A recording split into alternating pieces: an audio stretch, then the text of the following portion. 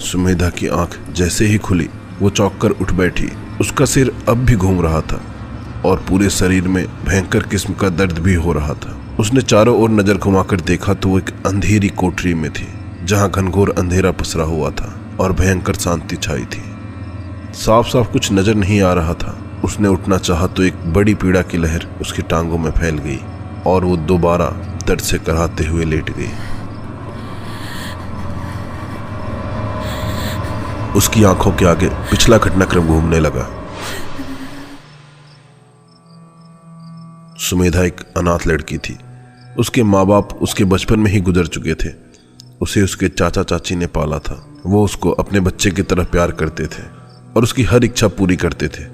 सुमेधा के 2 चचेरे भाई थे, करण और अर्जुन। उनकी कोई बहन नहीं थी, इसीलिए वो सुमेधा को सगी बहन से भी ज्यादा प्यार करते थे। सुमेधा की चाची को फिल्में देखने का बहुत ही शौक था, इसीलिए जब वो पेट से थी तो उनको करण अर्जुन फिल्म इतनी पसंद आई थी कि उन्होंने सोच लिया था अगर भगवान ने उन्हें लड़के दिए तो उन दोनों का नाम करण अर्जुन ही रखेंगी। और भगवान ने मानो उनकी सुन भी ली और उन्हें जुड़वा बच्चे हुए, वो भी लड़के। समय कब पंख लगाकर उड़ गया पता ही नहीं चला। सुमेधा और करण अर्जुन अब जवान हो चुके थे और तीनों एक ही कॉलेज में पढ़ते थे। सुमेधा इतनी खूबसूरत थी कि कॉलेज के सभी लड़के उसकी खूबसूरती पर मरते थे, लेकिन करण अर्जुन की वजह से आज तक किसी लड़के ने उसको कभी छेड़ा तक नहीं था, क्योंकि करण उस कॉलेज के छात्र संघ का अध्यक्ष था। सुमेधा केवल अपनी पढ़ाई से ही वाबस्त रहती थी। उसको प्यार मोहब्बत नाम की चीज से कभी मतलब ही नहीं रहा, क्योंकि वो जानती थी कि उसके माँ बाप जब नहीं रहे तो उसके चाचा चाची ने उसको कितने नाजों से पाला है और वो इन चीजों के चक्कर में पड़कर अपने माँ बाप समान चाचा चाची और अपने दोनों भाइयों का सर शर्म से झुकाना नहीं चाहती थी। इसीलिए इस मामले को लेकर वो बहुत संजीदा थी। आराध्य उसी कॉलेज में पढ़ता था और करण अर्जुन का पक्का दोस्त था। वो भी कॉलेज का सबसे होशियार छात्रों में से एक था और हमेशा पढ़ाई में अव्वल रहता था। आराध्य मन ही मन सुमेधा को चाहता था, लेकिन कभी उसने इस बात का जिक्र सुमेधा से या किसी से भी नहीं किया। उसका सुमेधा के घर आना जाना भी लगा रहता था। अक्सर तीनों भाई बहन और आराध्य देर रात तक गपशप करते रहते थे। कहते हैं ना कि अगर प्रेम सच्चा हो तो पत्थर भी पिघल जाता है। सुमेधा भी आराध्य के प्रेम को पहचान चुकी थी। वो भी उसकी आंखों में अपने लिए निश्चल प्रेम पड़ चुकी थी, लेकिन कभी दोनों ने इस बात को लेकर एक दूसरे से इस बात को जाहिर नहीं किया था। मतलब चिंगारी दोनों तरफ थी, लेकिन वो उस चिंगारी को काबू में किए हुए थे। उसको कभी उन्होंने आग ना बनने दिया। आज सुमेधा का कॉलेज में आखिरी दिन था, क्योंकि उसकी डॉक्टरी की पढ़ाई पूरी हो चुकी थी और उसको गुवाहाटी इंटर्नशिप के लिए जाना था। इसीलिए वो बड़ी बेसब्री से आराध्य का इंतजार कर रही थी, लेकिन पता नहीं क्यों आज आराध्य कॉलेज नहीं आया था। तभी करण अर्जुन उसके पास आए और उसको पढ़ाई पूरी करने के लिए बधाई देने लगे। सुमेधा ने घुमा फिरा कर अर्जुन से पूछ भी लिया कि आज आराध्य नजर नहीं आ रहा। अर्जुन ने भी उससे कहा, हाँ दीदी, पता नहीं क्या बात है, आज आराध्य कॉलेज नहीं आया। सुबह से कई बार उसका मोबाइल ट्राई कर चुका हूँ, लेकिन लग नहीं रहा। उसके घर पर भी फोन किया, लेकिन घर पर भी फोन बंद आ रहा है। सुमेधा ने कहा, कहीं कोई दिक्कत तो नहीं हो गई? ऐसा पहले तो कभी नहीं हुआ, जाकर उसके घर पता करते हैं।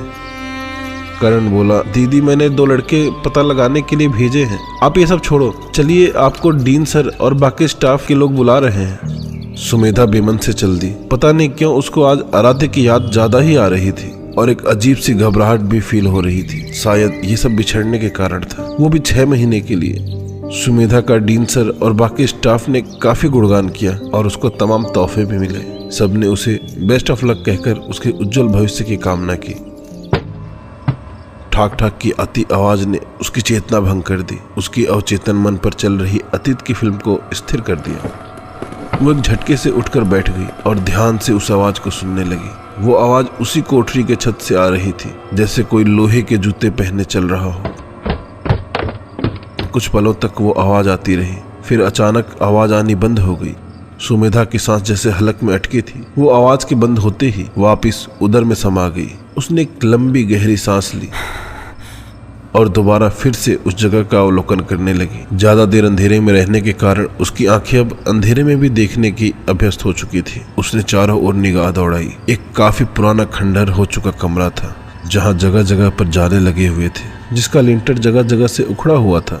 और उसमें से एक जंग लगी सरिया झांक रही थी। एक कोने में एक टूटी फूटी लकड़ी की कुर्सी और एक मेज थी और उस मेज पर एक पुराना घड़ा और एक एल्युमिनियम का गिलास रखा हुआ था। नीचे फर्श नहीं था, कच्ची जमीन थी जिसे गोबर से लीपा गया था और जगह जगह पर बड़े बिल थे जो शायद चूहों ने बना रखे थे। तभी उस बिल से एक काला लंबा सांप निकला और दूसरे बिल में घुस गया। ये देख सुमेधा डर गई। सांप से उसे वैसे भी डर लगता था। हे भगवान, एक मुसीबत कम थी क्या जो तुमने सांप के रूप में एक मुसीबत और भेज दी। हे भगवान, कैसे निकलो यहाँ से। उसने फिर उठना चाहा लेकिन पैरों ने साथ ना दिया। शायद उसके पैर की हड्डी टूट चुकी थी। उसने टटोल कर जब गौर किया तो उसे पता चला। हे भगवान, मेरी मदद कर, मुझे इस नरक से निकाल मेरे प्रभु। वो बार बार भगवान महादेव का ध्यान करने लगी क्योंकि वो बचपन से ही महादेव की अनन्य भक्त थी। हे महादेव, तूने मुझे हमेशा मुसीबत से निकाला है, मुझे हमेशा सहारा दिया है। इस मुसीबत से भी मुझे निकालो मेरे बाबा, प्लीज। माना कि इसमें तेरा कोई दोष नहीं, ये मुसीबत मेरी ही मोल ली हुई है। हे प्रभु, तेरे सिवा मेरा कोई सहारा नहीं है। इस प्रकार वो बार बार प्रार्थना करती रही। तभी ठाक ठाक की आवाज आने लगी, लेकिन आवाज इस बार ऊपर से नहीं बाहर से आ रही थी। रात का अंधेरा छा गया था। जो थोड़ा बहुत उसको नजर आ रहा था वो भी अब दिखना बंद हो गया था। एक तो पैर की टूटी हड्डी का दर्द, ऊपर से सांप का डर और उसके ऊपर ये आवाज।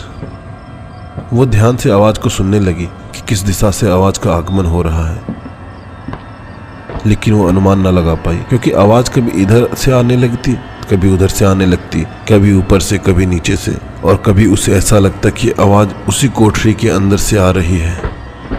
डर के मारे वो जोर से सांस भी नहीं ले पा रही थी। उस घनघोर अंधेरी कोठरी में उसको खुद का शरीर भी नहीं दिख रहा था और ऊपर से ये भयानक आवाज जो किसी अजीब शख्सियत के होने का एहसास दिला रही थी।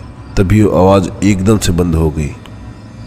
कुछ पलों की प्रतीक्षा के बाद जब वो आवाज दोबारा सुनाई नहीं दी तो सुमेधा ने राहत की सांस ली। तभी उसे ऐसा लगा कि कोई बड़ा सा सफेद साया उसके सामने से गुजरा हो। ये देख उसकी गिग्गी बंद गई। उसके दिल की धड़कन अनियंत्रित हो चली। हे भगवान, ये क्या था? कोई था या मेरा वहम था? वो मन ही मन सोच रही थी। अब उसे बहुत पछतावा हो रहा था कि उसने क्यों उस अघोरी साधु की बात नहीं मानी, क्यों उसने उस बेगुनाह इंसान की बेगुनाही पर विश्वास नहीं किया, क्यों उस मक्कार के जाल में फंसी, क्यों वो इन बातों को हमेशा झुठलाती रही। उसे तो अब गुवाहाटी आने पर भी अफसोस हो रहा था। वो इस पश्चाताप कर रही थी। उसकी आंखों से डर मिश्रित झरझर आंसू बह रहे थे। वो इस बात पर हैरान थी कि इतने डर के बावजूद भी उसको हार्ट फेलियर क्यों नहीं हुआ।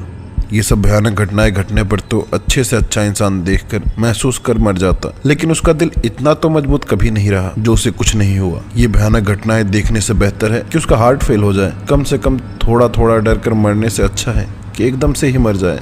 लेकिन शायद भगवान उसको उसके कर्मों की सजा देना चाहता था, इसीलिए अभी उसको जिंदा रखा है। पूरे माहौल में भयानक खामोशी व्याप्त थी। कहीं से कोई भी आवाज नहीं। चारों ओर वीराना सन्नाटा, बस रात के कीड़ों की आवाज के अलावा। तभी एक भयानक चिंगाड़ उस वातावरण में फैल गई और उसके तुरंत बाद एक बड़ी दर्दनाक चीख पूरे माहौल को भेद गई। ऐसा लग रहा था कोई बड़ा ही भयानक किस्म का जानवर किसी का शिकार कर रहा था। सुमेधा का हाल किसी बकरी के जैसा था जिसकी गर्दन पर कसाई छुरी चलाने वाला हो। वो डर के मारे सुबक सुबक कर रो रही थी। तभी फिर से वही भयानक दहाड़ पूरे सन्नाटे को चीर गई और सुमेधा को लगा कि कोई जानवर दौड़ता हुआ उस कोठरी के पास से गुजरा हो। घबराहट और भय का मिला जुला मिश्रण उसके चेहरे पर व्याप्त था। उसकी स्थिति काटो तो खून नहीं वाली थी।